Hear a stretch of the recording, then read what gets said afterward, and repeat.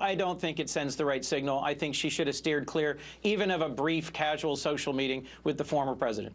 You know, when I first heard the story, I said, no, you're kidding. I don't believe it. I thought somebody was joking. Senator Chris Coons, a Democrat from Delaware, and presumptive Republican presidential nominee Donald Trump, part of the bipartisan chorus, criticizing Bill Clinton's meeting with Attorney General Loretta Lynch, just days before Hillary Clinton spoke with the FBI. It's time now for our Sunday group. Fox News senior political analyst Brit Hume, Heidi Przybyla of USA Today, Charles Lane from the Washington Post, and former Republican Senator Scott Brown. Welcome to all of you. Great, thank you. Thank you. All right, so we know that Hillary Clinton had her meeting with the FBI yesterday, 3.5 hours. Here's what the RNC said. That the FBI wanted her for questioning reinforces her central role in deliberately creating a culture which put her own political ambitions above State Department rules and jeopardized our national security. We must ask ourselves if this is the kind of leadership we want in the White House. Britt, will it move the polls at all for or against her?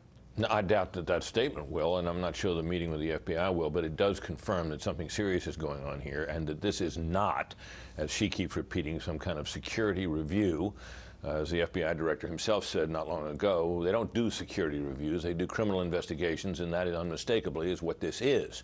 But the ultimate question is whether anything will come of it in the form of charges against her, and if that were to happen, that would be a big deal. It'd be a game changer. It would throw the presidential contest into a cocked hat, and who knows what would come of that. But this year, with all that's happened so far, you certainly can't rule it out. Anything can happen. Okay, we asked folks at home on Facebook and Twitter to reach out to us what questions they have about this meeting between the former President Bill Clinton and Loretta Lynch on a tarmac in Phoenix. Barb Neer writes on Facebook, is this a manufactured scheme so the entire investigation will be delayed until after the election? She's thinking the long game. And Chuck on Twitter says, why didn't she appoint special prosecutor versus a fake recusal? And Heidi, there's this sliver of daylight there from her saying that she's going to accept the recommendations, but then a senior DOJ official also telling us, well, she's still going to make the ultimate decision, as if she's still possibly going to exercise some discretion. That is what I think went out the door with this, is that before Bill Clinton had this impromptu meeting, there was some potentially small, minute chance that Loretta Lynch could, use her powers to overrule Comey. Let's say Comey said it's a close call, but I recommend indict. There's a small chance that she could have overruled him. Now, that's pretty much out the door. And I also think that, put yourself in the shoes of the investigators who are working on this. They must be really angry, too, that they feel like the hard work that they're doing is tainted regardless of what they come up with. So in some ways, I think they're going to feel pressured as well to show no leniency. So if Bill Clinton was even in any sense trying to subtly influence this investigation, it has backfired spectacularly. And of course, there's a lot of speculation, Chuck, now that, quote, sources say, including on Donald Trump's Twitter feed, for what that sourcing is worth. And the conventional wisdom has been that she probably won't be charged with anything.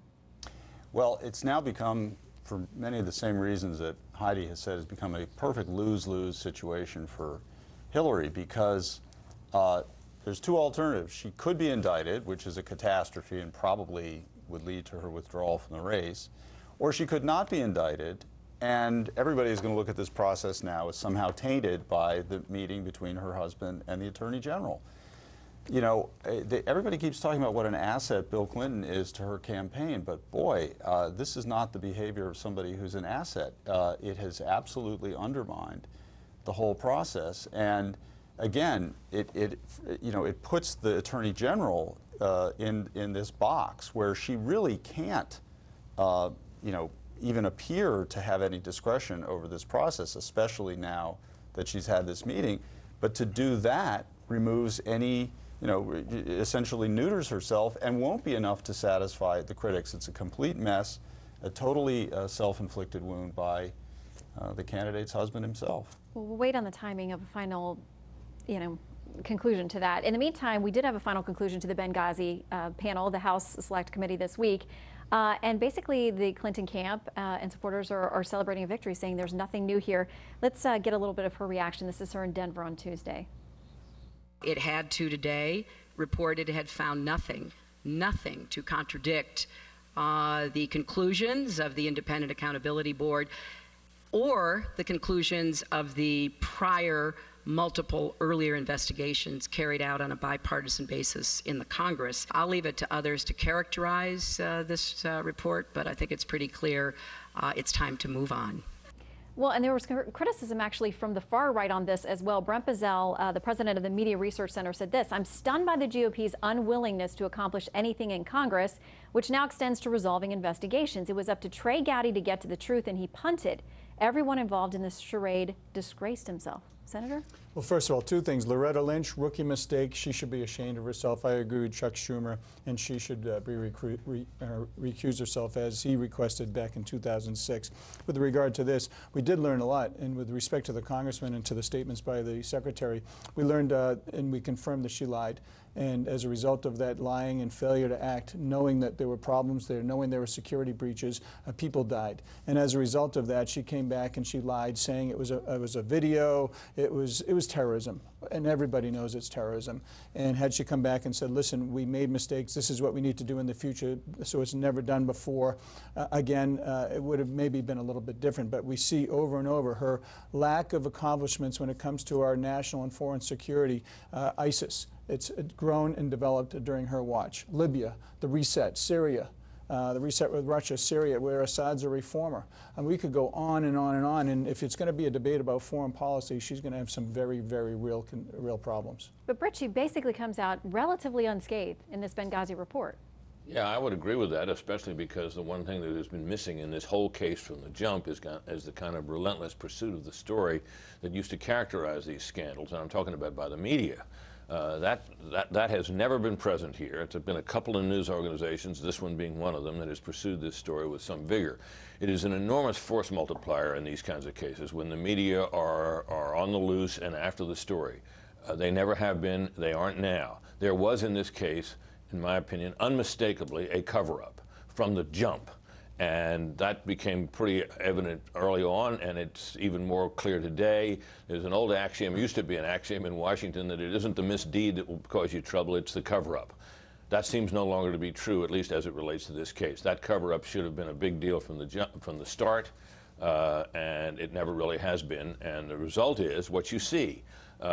She participated in it, as Senator Brown has suggested. Others did as well, Susan Rice most conspicuously. And it has all seemed rather ho-hum to many of our colleagues in the media, and the amplification that these things might normally get simply hasn't been present. I want to make sure while we have you that we talk about the Veep stakes as well. We're waiting on picks for both sides of the ticket for the fall. But an interesting comment by the current vice president yesterday on a potential GOP nominee. Here's what he said. Newt and I disagree, but he's one of the brightest guys I know. He knows the government, he knows the issues, and I would feel better, even though we disagree philosophically. No, I'm not being facetious. I'd feel better knowing that there was somebody there with the depth and gravitas on the issues that Newt possesses. Newt Gingrich, he did go on to say he's not endorsing him. And they do disagree. But Heidi, of course, Gingrich is one of the top names we're hearing about. Governor Pence, Governor Christie, among the others for the GOP side. These are all the names that we've confirmed now are submitting materials and are definitely in the top tier. And we look at, the calendar's really kind of caught up on us here. We're a couple weeks from the convention, so we may even get an announcement within the next week. But in terms of Newt Gingrich, Chris Christie, Newt Gingrich is now kind of at the top of the speculation charts, just because he brings that deep knowledge of Washington and the connections to the establishment that the Trump campaign is looking for. But at the same time, some of the Democrats who I'm talking to, and I'm not suggesting anything nefarious about what the vice president just said, say that they'd look forward to it because they have a long history with Newt Gingrich as well, and a pretty deep opposition file that they'd be able to immediately dust off. Well, we will wait, because we could, as there's been a lot of speculation, as you said this week, potentially get a pick on the GOP side. We'll see ahead of the convention. All right, panel, we got to take a break, but stick around. We'll see you a little bit later.